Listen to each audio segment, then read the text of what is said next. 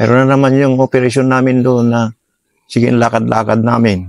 Ay ngayon, ambos na naman, sir. 1980... 1983 na yun, sir. 83. Ambos na naman. Ayun na. Kanyang kalat-kalat na kung saan napupunta na siya, sir. Tago-tago na lang. Kasi nakaupo na kami dun sa concert. Nakaupo kami dyan sa, sa mga ganyan, sa, sakahan. Sakahan kayo inambos? Oo, sakahan. Sa taas, sir. Ang kwan naman, ang Negros Occidental, bundok talaga. Doon kami binabanatan. Ayun na. Sige, banat na. Sige, laban. Pero sa awan naman ng Diyos, walang naano sa amin kasi mayroon namang tumawag sa taas na wala na. Makakuan na kami. Mayroon naman reinforce ng helicopter. Kaya pala, nung mga panahon pa ya, ang swerte nyo noon, may Sikorsky pa yun eh. Sikorsky saka sa helicopter, sir. Ayun na, nahinto ng laban, sir. Sabi na yung kwan namin, umuwi na kayo. Kwan na kayo. Naditik na kayo, nandyan na kayo. Umuwi na kami, sir. So noon, yung panahon na yun, kayo-kayo lang nasa, Negros Occidental. Babad na babad kayo sa operation? Babad kami, sir. Babad na babad. Wala pang 1 week kung minsan, sir. Nandun na naman kami. Operation 1 week, 2 weeks. Mayroon pang isang 1 month. Doon lang kami natatulog sa Ayun ang naranasan ko pinakamahirap sa Negros Occidental. Maraming hirap na naranasan ko doon. Nangyari sa buhay ko doon. Ano pa? 7IB, ano pa? Tapos, mayroon naman yung paglakan na namin na tag-ulan. Naka-raincoat kami. Sabi nila, kung saan na yung ang problema lang siya, hindi kami na makarating dyan sa pupuntahan namin kasi naka-raincoat ka na naman. Tulog na lang kami sa sinunang kahoy. Naka-raincoat na lang. Kasi ang lakad na namin noon, sir, platong-platong na lang, sir. Kung minsan, na lang, pito-pito. Ganun. Dahil sa kulang sa sundalo. Kulang sa sundalo sa mga panahon na yon? Kulang, sir. Kasi skeleton na yung kumpanya namin, sir. Maraming namamatay sa amin doon. Force kung minsan, sir, kung lalakad ka na lang 2 kilometers lang sa kampo namin, banat na naman. Delikado sa lalo sa cancer sa kanto ni Negros Occidental. Yung sabi naman yung pinsan ko doon naasahan kasi kasama ko hanggang doon. Maayos na daw. Pero doon, grabe. Palingki lang, doon ka na, ganun ka na lang yung mga MPA doon. Ganun ba? Hindi ka basta-basta umalis doon na wala kang kasama. Sparrow unit, marami silang uso doon noon. Mayroon pa yung mga kasamaan namin, nasasakay lang yan sa bus. Tapos, wala na. Kung mag-badge, wala na, hindi na makauwi kasi tapon na lang sa bintana. Yan ang style na sa Negros noon kami pang nauna. Yan ang mahirap sa Negros Occidental. Ano pa yung hindi mo makalimutan doon na sobrang natakot ka, napagod ka, na kinabahan ka? Ayun lang nangyari sa akin noon, sir, yung sinasabi nila sa akin ng Dominok na kinakabahan noon. Pangkuhan ko na lang, iniisip ko na lang kung mamatay ako, may bayad ang buhay ko kasi dati na ako. Parang kawala na, para ma-regular na lang kami noon. Ngayon yung butas na may pinakailalim, nasabi nila doon lang kuan ng MPA. Kami ng mga draft na 5, kami ang pinapasok doon. Ano, tunnel? Gana? Tunnel, sir. Mayroon kami nakuha pero walang tao nakuha doon sa loob. May mga kuan nila, ayun. Ang pinakamahirap lang doon, habang naglalakad kasi sa baril na kasanting, siging bagbakan, sir. May dala-dala kami 30 caliber. 60 caliber. Kasi yan ang pangkuan na namin kasi kung sagupain mo yung mga ganyan, sir, hindi mo alam kung nasa gilid yung kalaban. Sige, bakbak, habang lalakad, bumabanat, pumapasok mo naman yung kasamaan ko na. 5 lang kami. Hanggang sa nadalam mahaba ng yung panayong. Ayun, nandun yung kanila, sir. Yung mga katri, mga nila. May butas pala sa taas. Doon sila lumusot na tumakas yung mga MPA. Ano yan? Tunnel na parang kuweba? Tunnel talaga. Kuweba. Ng MPA, maraming kiwilan ng MPA ba doon. Yun ang kanila. Wala kami nakuha kahit isa lang. Yun ang concern na matagal na ko naman. Kaya kung minsan, kung natutulog ako, iniisip ko ang buhay ko doon. Binata pa naman ako, pero lang, iniisip ko lang. Kung palaging lang ganito, wala, hindi tagal ang buhay ko dito, kako. Hindi, ikaw noon kasi, hindi ka pa nga sundalo noon. Kung baga drafty ka pa lang. Ay, ito nga ngayon yung inaano natin. Hindi pa ako na-regular noon, sir. Ang inabol na namin, sir, noon, para kung marami kang accomplishment, ma-regular. Kasi ang hirap pala ma-regular. Kasi ngayon, di ba, mag-training, private ka na agad eh. Sir. Tapos nung na-recruit kami ng private, medyo kwan na. Pero sige pa rin operation hanggang sa nasa ako sa 57, sir. Kami nang organize ang 57 IBA. No, kasi 57, warrior na warrior yung batalyon na yan sa Mindanao ngayon. Ngayon, sir. Pero nung nangyan sa Negros, sir, hindi warrior, sir. Talong-talo. Sige nga, ikwento mo. Kasi ilang taon ka sa 7IB? Wala nang kwan, sir. Mga isang taon ko lang dyan sa ano eh. Mura ng pag first class ko, pag draft ko na, diretso hanggang sa na private na ako. Hanggang sa malapit ng sobra one year yung PFC ko. Nasin ako sa 57. Yun ang nangyari. Tapos, so, ano ka pala? Na-enlist ka pala talaga? Nag-PFC ka pala? Sa PFC, sir. So, ngayon kasi napakasimpleng benepisyo ang kailangan mo lang, napibaw lang ngayon yung inaayos natin para, ano kaya ako pinapakwento sa iyo ng buong buo kasi para kung sino man yung mga panood na ito, may isang sundalo tayo pangalan niya si Master Pascual, Ernesto Pascual na nagserbisyo na maayos sa 7IB nung kainitan ng Negros. Pero meron siyang isang malagim din na karanasan nung nalipat na siya ng 57. And hindi yun yung kukwento natin kasi may isa wala siyang benepisyo pero ito ikwento niya siguro itong rason kung bakit. Ikwento mo, ngayon Master, ikwento mo nga ng buo yung 57IB. Ngayon, nasa ako sa 57. Ngayon, nung natapos ng kan namin, nailipat kami yan sa Cebu ng 1 month bago kami pumunta sa Negros Occidental. Sa Sagay, Negros Occidental. Yun ang nangyari sa akin na pinaka-divorce na nangyari sa buhay ko.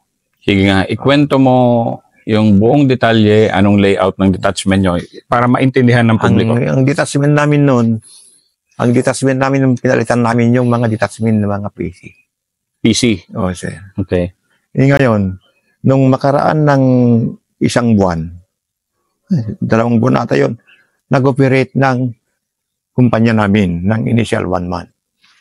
Ngayon, kami natira doon, ayun lang, inaros kami. Yan ang nakita ko na talagang matapang talaga ang PA, sir. Ilan kayo na naiwan? Balik wala lang, sir. 3 lang, sir. Nung harassing kayo, pasimula ng harassing kayo, ilan yung nandun? Ilan kayo? Ilang lang, marami naman, sir. Isang palaton naman, sir, pero nandun sila sa labas, sir. Pati yung detachment commander, patay eh. Yung kwan namin ng kumpanya, patay, sir. Ayun lang ang problema, sir, yung mga kasama namin. Pagka alam nila walang nangyari kasi araw ng Semana Santa, naglalaro sila sa kalsada. Sige nga, ikwento mo, kailan nangyari, anong gabi ba yun, or ano, para mas maintindihan natin. Mula simula hanggang... Alauna ng alas 2 ng hapon ng Biyernes Santo. Ayun na, inaaras na kami sa Bato, sa Negros Occidental.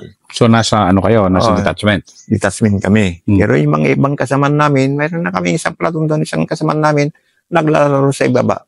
Walang mangyari na gano'n. Bigla kaming hinaras sa dami nila. Ayun na, kami nakinikipaglaban na. Gaano kadami nila, Master? Basta marami na, sir. Mag-aabot-abot ng 100 siguro, sir. Kasi yung palibot yan, sir, yung palibot yan, sir, mga tubuhan. Napalibutan yung detachment yung tubuhan. Kaya kung saan ang gagalingan ng kalaban, sir. Yan ang pinakamahirap na nangyari sa akin. Hanggang sa magibakbakan na lang, bakbakan. Hanggang sa taas baba. Yung mga kwan namin, sir, yung mga barracks namin. Yung 2 o 3, bumaba na. Isimulan mo nga, i-detalye mo nga, yung unang putok. Unang putok, sir, yung gwardiya patay. Okay. Tapos ngayon, nung unang putok na yan, niras up na kami. Kami na natira sa loob. Kami nakibakbakan. Ilan kayo? Mga ilan lang kami, sir. Maliit lang kami doon sa loob. Mga 10 lang. Bakbakan na. Hanggang sa ubos-ubos na ng bala, sir. Ilang oras yung bakbakan nyo? Mga umabot ng 2 oras, sir. Talagang fight na fight. Hanggang sa ubusan na lang. Ang natira lang sa akin, ng bala ko na noon, dadalawa lang natira sa magasin ko. Pang-reserva ko na lang. Kako ng pang-reserva, kung pamatay naman lang ako. Kako, pitok na lang. Mamatay man lang ako. Pagkalang ko na, sir, mamatay na ako noon. Wala na talagang pag-asa kasi nakatutok na yung importance sa ulo ko eh. bago ka tutukan, kasi namatay ang 19 na kasama mo doon eh. Bago ka Baka doon sa ibaba siguro pa rin namatay yung iba, yung mga ambos pa doon sa kwan. Tapos bago ko tinutukan, sabi nila sa akin, taga saan ka ba? Taga Tarlac ako. Umuwi ka na lang, George, doon sa inyo. Tanim ka na lang ng kamuti. sabi ng NPA sa'yo. Sabi ng Kasi NPA. nalapitan ka talaga. Oh, nalipitan ako. Tinutukan, sabi naman yung pinaka-lead na commander nila. Pabayan mo na lang. Kanyan talagang laban, may mamatay, may mabuhay. Ang importante, armas. Kasi ang interest nila sa inyo nun, hindi naman makapatay ng sundalo, kundi makakuha ng armas. Makakuha na lang armas yan. Ayan, parang yung kasabihan ba, sir, na surrender na kami. Pero talagang wala na talaga, sir. Laban talaga. Ako, hindi man ako niisip na ako mamatay noon. Ang gusto ko talaga lumaban, pero wala na talaga. Ubus-ubus na ng bala. Ilan na lang kayong, sige, ikwento mo nga, unang oras, mainit-init pa, kumbaga bagbagan pa kayo. Magkakakuha na lang siya, 2 oras naman lahat ang bakbakan yun. Yung nga, yung unang oras, ano pa, malakas pa kayo nun. Oh, malakas pa man ako na. Tapos, maganda pa depensa nyo. Maganda pa. Maganda pang depensa noon. Yun lang, nung sa kalakasan nila, ang dami nila, ayun na. Hindi na makaya, sir. Inikot-ikutan kayo. Inikot-ikutan kami sa tubuhan, dami nila, sir. Wala na talaga, wala ka ng laban. Sa likod, sa harapan, wala na. Ibig sabihin, napasok talaga kayo. Napasok kami talaga, sir. Kaya lang kami nasurrender. Sabi nila, susurrender na kayo kung gusto pa niyo mabuhay. Paano susurrender na kami kasi wala na kami bala. Ilan kayo? 3 lang, sir, natira. 2 private lang. Bagong recruit. Saka ako lang, senior natin. Yung iba, nakasama mo, Patay, sir. patay lahat. Oh. So, nung pangalawang oras na yon yung nangyari. 3 na lang kayo na iwan. Oh, sir.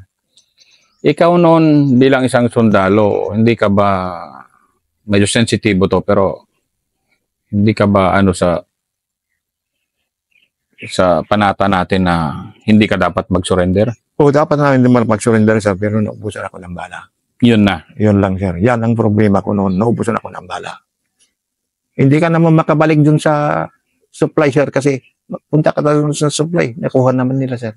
Nakuha na supply. Nakuha na ng supply. Kasi 49 high-powered firearms yung nakuha doon, di ba? Oo, Halos sir. lahat ng armory nyo. Nakapos na mo nila. Nakuha. Tapos, nung nangyari na yon, nasurrender kami na 3. Kako naman, wala na. Patay na tayo dito. Kako. Doon na lang kami, sir. Dumating na nga reinforce. Ayun na, yan ang naghamon lang ang kalaban. Mayroon So, silang sasakyan eh. yung kalaban. Oo, sir. Ano bang mga tubuhan siguro? Mga truck? Tubuhan, sir. Ang nangyari ng una-una, sir, kasi 10-wheeler. Kasi palaging dumadaan sa kalsada itong 10-wheeler, sir. Yung 10-wheeler na pala yun. Nakapaligid na pala ng patong-patong na barkid. Doon sila bumanat. Dami nila. Nasa tabi kayo ng daan. Oh, sir. Tabi ng daan, tapos yung 10-wheeler, nilagyan nila ng barricade na Barricade. yun ang pinang, Yan ang pinangkuhan na namin. Iba yung tumatalon, iba yung bumabanat.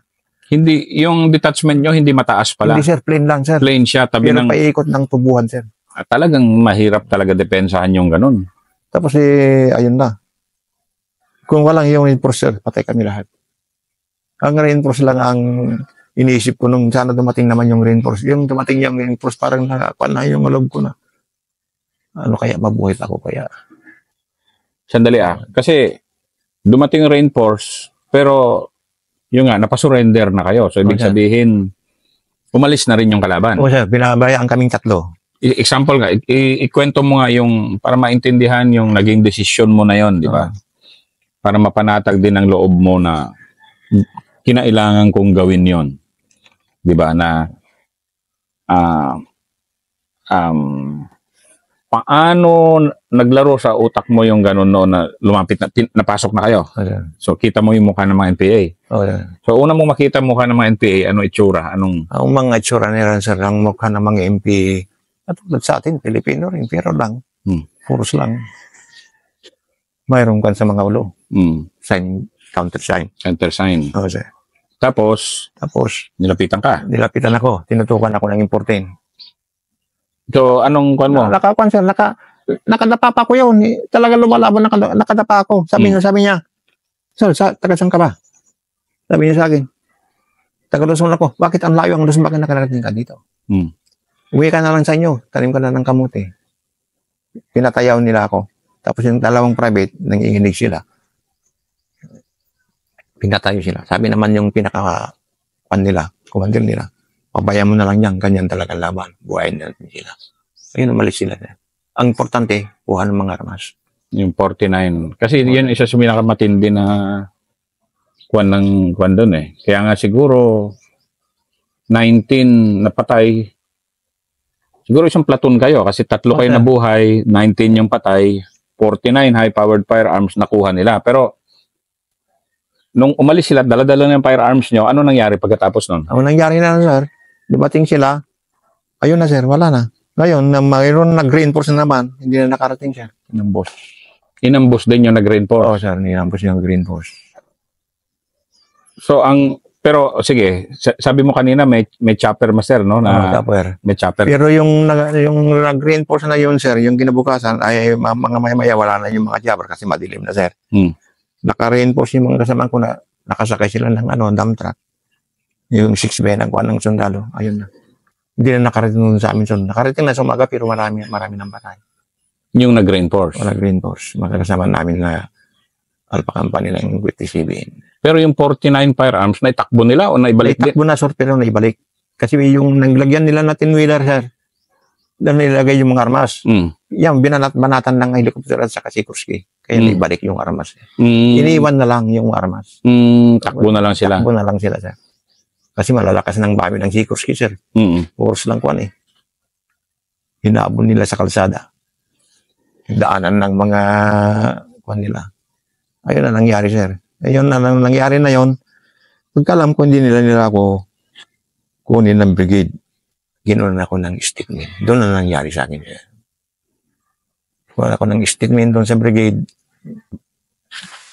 Master, pagkatapos nun, kasi tatatlo nga kayo na buhay, and then yung hirap sabihin, pero pinasurrender kayo ng kalaban dahil wala na nga kayong bala. Anong trato sa'yo pagkatapos ng batalyon mo? Parang na lang siya, pinunta ako sa brigade. Ang trato nila sa brigade sa amin, doon na lang. Kuha na ng statement, walang trabaho, walang uniforme, hindi nag-duty. Ayun lang, sir. Parang baliwala na lang, sir. Kung gusto mong lumabas, may pira ka. Labas ka, may pira ka. Parang civilian na lang, sir. Dahil? Dahil sa nangyari na gano'n. Ano ba, kinahiya kayo? Ano? Siguro, sir, katulad yung nangyari sa akin, sir. Punta ako doon sa batalyon namin doon eh. Parang baliwala yung mga kasamaan ko. Yung dating kasamaan ko na mabait noon, wala na. Parang kinahiyan nila ako na nangyari na gano'n. Hindi ko mang kagustuhan na gano'n ang nangyari sa buhay ko, sir. Kung tutuusin mo, sir, kung gano'n sila nang mangyari sa akin na gano'n, anong gagawin nila kaya? Balikan nga natin yon, master, na kasi tumatanda ka na rin, and then buti nga nag-message ang kapatid mo na Colonel na ma-feature kita kasi kung di mo naman makwento kasi to, parang hindi mo habang buhay mong kikimkimin eh. Oh, sir. Kaya natin binabalikan kasi yung nga, unang-una ni isa wala kang benepisyo sa panenerbisyo mo, and sana kung sino man makarinig nito na decision maker, na mga kaibigan ko naman yung iba, maintindihan nila yung nangyari nga sa'yo. So, ikwento mo nga yung naging trato sa'yo pagkatapos. Ang trato nila sa akin noon, nung kuhan, mag-pel ako sana ng kuha ko na sana, sir, marapit na ako mag-release. Doon sa batalyon namin. Hindi nila ako pinapansin, sir. Sabi nila naman yung taga-kuhan nila doon sa opisina. Saka na lang. Ganon? Oo. Tapos palagi akong pumupunta nung ganun lang. Ang iniisip ko na naman, kung ganun lang i-start ako, tapusin ko na lang, uwi na lang ko sa amin. Kaya inubos ko na lang yung buwan na talagang term ko na, sir, na 3 years na yon ng pagka-private ko. Umuwi na lang ko sa amin. Mas maganda pa yung magtanim na lang ko sa amin, wala na akong kalaban. Kasi honorable discharge ka naman eh. Honorable discharge ka dahil tinapos mo yung term mo. Tinapos ko, sir. Ayun lang nangyari sa akin, sir. Nandito na ako ngayon. Kami nagsasaka dito, yung sinasaka ko ngayon dito. Ngayon, hinauli ko na kasi wala namang kwan dito, sir. Wala namang irigasyon pa. Kanya-kanya pinagtatanim na. Kung minsan, kung maipunan ka, pagpatayo ka ng deep well, ayun, magkapira ka, katulad yan. Pero may namang konti, pero mas malaki yung gastos naman. Hindi naman masyadong ano. Yun lang ngayon, sinauli ko na. Ito sir, yung tinitirahan ko dito, hindi pa ba nailinis na lupa. Binigyan ako ng 500 square meter na binigay yung amo ko kasi sinurinder ko yung ano ko yan. Yan ikaw, Master. Ikaw ay isang sundalo na yung nanilbihan talaga, lalo na nasa 7IB ka. Oh, yeah. Ito kasing nasa 57 ka, yung ano ba na? Ang hirap ungkatin, pero ano ba yun? Kinahiya ka nila dahil nag-surrender kayo? Anong nangyari? Kinahiya siguro sir, kasi ganyan bang sundalo? Sabi nila siguro. Ika naman, hindi ko kagustuhan. Baka kung gano'n lang ang nangyari sa inyo, baka mas grabe pa. Ako naman. Kaya inisip ko na lang. Tapusin ko na lang ang servisyo ko, umuwi na lang. Balikan nga natin yung desisyon mo nun. Hindi mo inisip magpakamatay na lang nun? Hindi na naman, kesa mag-surrender? Hindi naman sir, hindi mo naisip. Na kung sakaling masurrender ako, kung buhayin pa nila ako kasi wala akong nilalaban siya. Kasi noon naman, bihira yung binubuhay nila eh. Bihira talaga sir.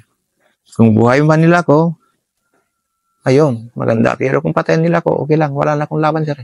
Oo naman, wala ka na talaga laban. Sir, wala na akong bala. Nakatutok ng M14 yung ulo ko sir. Takot na takot ka nun. Siyempre, nung nakatutok ko M14. Nakatutok na sir. Hindi, pikit na lang. Pikit na lang para kung mamatayin na ako, talagang patay na. Kasi yung ano na yun, talagang wala na. Wala na sir. Pinasa Diyos mo na lang. Diyos ko na lang. Pero malakas pa rin ang Panginoon talaga siguro. Ang Diyos na talaga na. Ako naman nung ginitutok sa akin, Diyos ko, tulungan mo ako. Ito na siguro ang katapusan ko. Yun lang man sir, wala na. Ayan, hindi na sir ko. Tulungan mo ko, ito na siguro ang katapusan ko. Kaya nakatutok na M14 ng ulo ko. Isang kalabit lang yun. Patay na. Isang kalabit na lang sir. Nakapikit na yung mata ko. Wala na talaga. Pinikit ko talaga. Ano ka na? Tanggap mo na? Tanggap ko na talaga patayin nila ako. Wala namang kalaban-laban sa kanila. Wala na akong armas na eh. Eh yung dalawa mong private, sobrang... wala na. Hindi sila lumalaban. Nakaupo na lang sila. Nanginginig na doon. Ako lang nakatayo. Pinatayo nila ako. Kaya naisip ko na lang sir nang nangyari sa akin noon. Umuwi na lang ako. Hindi ko na, ayan lang ang kasalanan ko. Hindi na ako nagpaalam. Pero natapos mo yung ano mo. Natapos mo yung term ko sir. Term mo.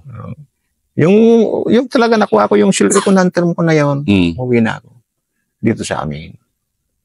Yan, dito tayo ngayon sa inyo sa Kamiling Tarlac na simpleng pamumuhay ginagawa mo. Pero yung nga, pasalamat din tayo at nag-message sa akin yung kapatid mo na yung nga, pwede ba mabigyan ng atensyon yung kaso mo kasi honorable discharge ka naman. Kailangan mo lang ng order na napakaliit naman na tutulong ako. Tapos kaya ang sabi naman ng brigade, palagad kami kukuha na ng statement. Ang statement lang namin nun, sir, paparehas din ang statement.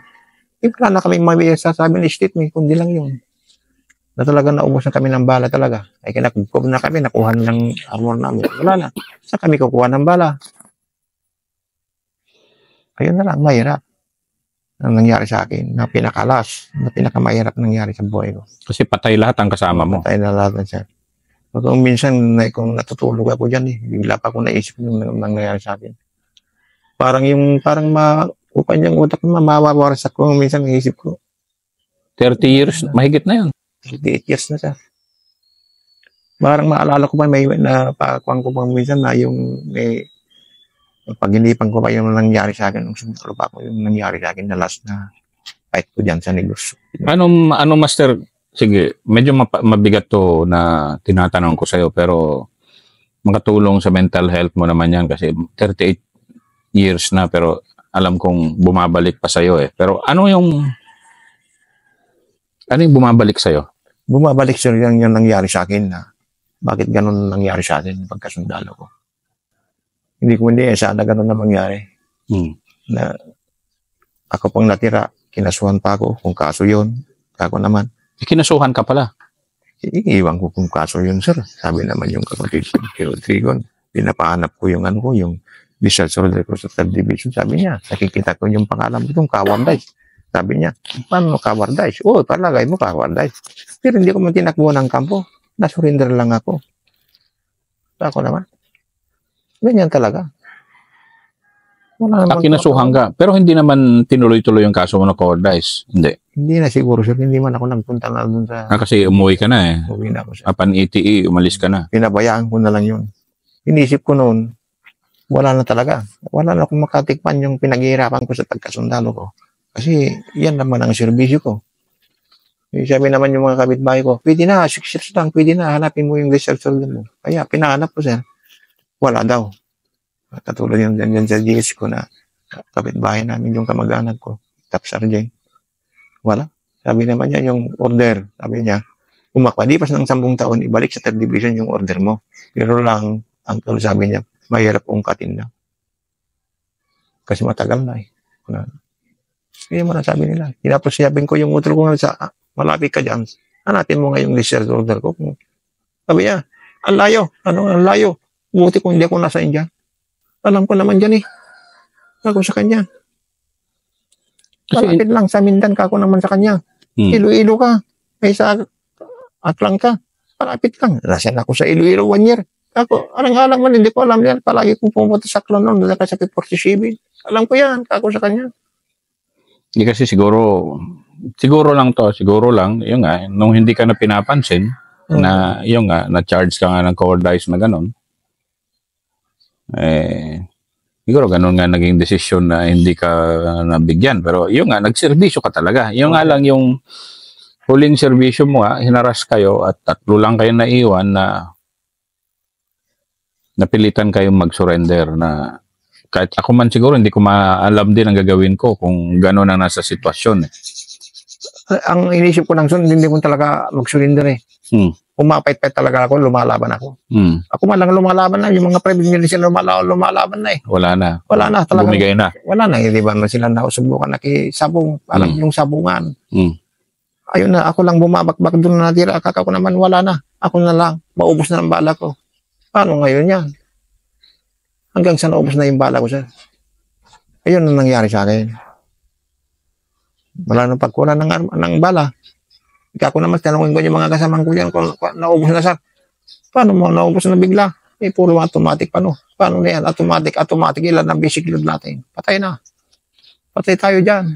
Kasi medyo, siyempre siguro, kinahiya ka ng kaunti dahil 19 nga naman ang kasama mo, patayin, ikaw nabuhay, nag-surrender ka pa. So, na maintindihan ko, Master, yung kalagayan mo kasi siguro hanggang ngayon, naalala ko pa rin. Nalala mo pa yun. Pero hindi ko mabilang yung namatay talaga. Marami naman namatay talaga. Kasi marami rin namatay sa kalaban. Pati yung ambusher doon sa baba. Yung nag-reinforce sa amin. May namatay din doon. Yun. Naisama doon sa Narila, doon sa sa looban na. Narila sila doon. Marami namatay. May mga napatay ka ba na NPA? Hindi natin alam, sir, kasi rambulan ng laban. Pero ang sa kanila, sir, kung mayroong mapatay, isa kayo kagad dyan sa kanila. Walang matira sa kanila. Walang matira, Ang kung natamaan yung nandyan na yung kasama nila, nakatali pala yung armas. Kukunin na naman. Yan ang isa sa baba mo naman. Walang tag-isang armas. Kasi nung panahon na yun, marami silang tao kulang sa armas. Kaya nga ang strategy nila noon, agaw armas. Agaw lang, sir. Kaya kahit kako napatay mo sa harapan, hindi na maubos-ubos ang kalaban mo kasi hindi lang naman yung armas patay na sa harapan eh. Hilahin yung armas, iba naman lalaban. Iba naman ang kalaban. Kaya hindi maubos-ubos. Basta marami sila. Doon paano ko nakakita ng babae na tumbling na basura na banatan mo ito patambli-tambling. Yung tiger jump nila na ano? Grabe. Yung babae na gano'n, labi na natin kung hindi ko natamaan. Pero makita ko, nagkako naman. Grabe na itong mga babae ito, hindi mo matamaan. Ang bibilis nila. So, iniisip mo, parang yung nangyari sa akin, sir, parang hindi ko na gano'n na mangyari sa akin. Paano mo, nung nandito ka na, nananahimik ka na rito, pero yung utak mo pa rin, hindi pa rin nananahimik noon, nung una mong balik dito? Nung unang balik ko dito, sir, hindi nananahimik ang utak ko, sir. Parang niisip ko lang, bakit gano'n nangyari sa akin. Masakit naman ang kalooban na kumalis sa servisyo, kaya malang ang natin. Sakaling mabutan ko hanggang sa matapos ng gano'n lang nangyari sa akin. Kaya, gano'n lang talaga. Hindi para sa akin hanggang sa magserbisyo, hanggang sa kaya natin magserbisyo. Kung lang ang ginukan ko lang. Para makuha naman lang yung pinagserbisyo kung magkaroon ako ng tibaw, matulungan niya ako. Wala. Para magkaroon naman ako ng kuha namin ng pang-araw-araw, hindi commander ko. Kasi nagkuha kami sir, laki ng gamot ni misis ko, malaki man na ng gamot ko. Mayroon ako minimintinan sir, yung para sa itong prostate ko. Itong sakit pa dito ko. Magkano ang PIBAW? Pension? 5,000 lang sir. So yun, panggamot. Kung magkaroon yan, panggamot lang. Siya pa nga hindi ibigay yung anak ko kasi wala naman ang sweldo yung anak ko. Bahay nila ito sir. Sila nagsusuporta sa amin. Kung minsan wala kaming ulam dyan. Kung may bigas, ayos na. Ako naman. Kunting bigas na lang. Baka na lang na yung mga tanin-tanin dyan. Ayos na sa akin. Alam mo na pirsain ko yung mga anak ko. Kulang naman kasi may pamilya naman siya. Ay, yung ibibigay na. Buti kung kaya ko pa. Magsasadlan ako sa karpintero. Yan lang hanap buhay ko naman siya. So, ang request mo lang, masuklian man lang yung 6 na taon na serbisyo mo ng 7,000 naman. Oo, masuklian lang sana yung pinaghihirap ko na pinagserbisyo ko. Matikman naman natin pinaghihirap natin sa kaya di ba namin sa gobyerno sir. Yun ang term mo na, no? Yun lang sir. Matikman mo man lang yung pinaghirapan mo. Bakit yung kalabang ko? Sabi naman yung sabi niya yung utol ko nang bumunta dito. Pasalamat ka kasi yung mga kabatsin ko dahil pa sila. Ako naman hindi salamat kung matulungan niya ako. Yung man lang kung matulungan niya ako, salamat. Ako naman niya, salamat. Hindi ako nagpapasalamat, basta salamat. Yun lang. Kasi matulungan niya ako yung problema ko. Ayun lang. Hindi ko man inisip na maungkat noon yan, sir. Yung pagkakiba ko noon. Ito naman, pag-itbay ko dito yung retired master mo na Scott Ranger. Ayun, sabi niya, Kuya, pwede na yung mo. Sabi niya, yung 6 years ni 6 months kalsa. Sabi niya sa akin, oo, pwede na. Kung mayroon kang disorder sa order mo, wala nga nasunog lahat. Hanapin mo dun sa utag. Sabi niya, wala naman akong mahanap dun siya. Kundi yung mga kabats ko, nagkukunan ko mga yan. Padala lang. Yes, nasunog lahat mga order ko noon. Binigay lang sa akin lahat yan. Iba yung may original na iwan yan, naiwan ko lang noon yan. Ikaw ay isang sundalo na nagsilbi ng tama nung kainitan sa Negros. Occidental. Occidental na nagkataon lang na may nangyari na ganun nga na pangyari. Pero ikaw ngayon, gusto mo lang matikman din yung kaunting benepisyo ng iyong pinaghirapan, Master. Sir, yung pibaw. Pibaw. Sige, Master. Maraming salamat sa pagkwento mo. Then, tingnan natin kung hindi naman yan imposible dahil karapatan mo naman yan na actually yan, karapatan mo naman na mabigyan ka ng benepisyo kasi yung dugo at pawis mo ay kailangan lang suklian ng sambayanan.